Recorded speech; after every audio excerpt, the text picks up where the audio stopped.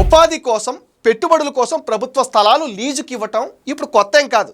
ఇది ఎప్పటి నుంచో ఉన్న వ్యవహారమే. అయితే గత పాలనలో జగన్ రెడ్డి తన పార్టీ స్థలాల కోసం, చర్చిల కోసం, మిషనరీల కోసం జగన్ రెడ్డి 99 ఏళ్ల లీజులకు ఇచ్చుకున్నాడు. అలాంటి పనులు చేస్తే అది పెద్ద తప్పు అవుతుంది.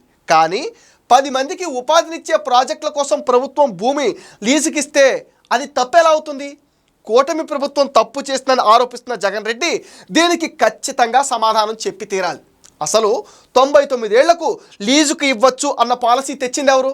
మిస్టర్ జగన్ రెడ్డి. మరి జగన్ హయాంలో 99 ఏళ్ల లీజుకి ఇచ్చిన సంస్థలు అయితే కోకొల్లలుగా ఉన్నాయి. అమూల్ కోసం ఏపీ స్థానిక డైరీ ఆస్తులు 99 ఏళ్లు లీజుకి ఇచ్చారు. ఆదోనిపట్నంలో పాత ఎన్జిఓ భవనాన్ని కేవలం 40 లక్షల రూపాయలకు 99 సంవత్సరాలకు లీజుకి ఇచ్చారు. చిత్తూరు డైరీని 99 ఏళ్లకు లీజుకి ఇవ్వలేదా? వైసీపీ జిల్లా ఆఫీస్ కోసం 99 ఏళ్లు లీజుకు తీసుకున్నారు. విజయవాడ నడి ఒడ్డున ఖరీదైన స్థలాన్ని ఒక మిషనరీ సంస్థకు 99 ఏళ్లకు లీజుకు వైసీపీ ఇవ్వలేదా?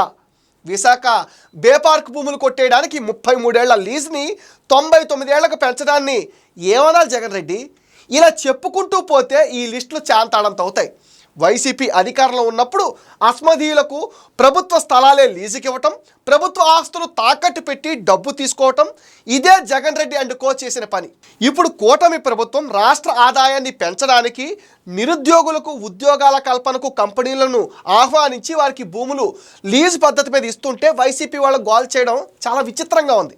5 ఏళ్లు రాష్ట్రాన్ని సర్వనాశనం చేసింది చాలక ఇప్పుడు చంద్రబాబు రాష్ట్ర అభివృద్ధి కోసం రాత్రి బవళ్ళు కష్టపడుతుంటే నిందలు వేస్తారా?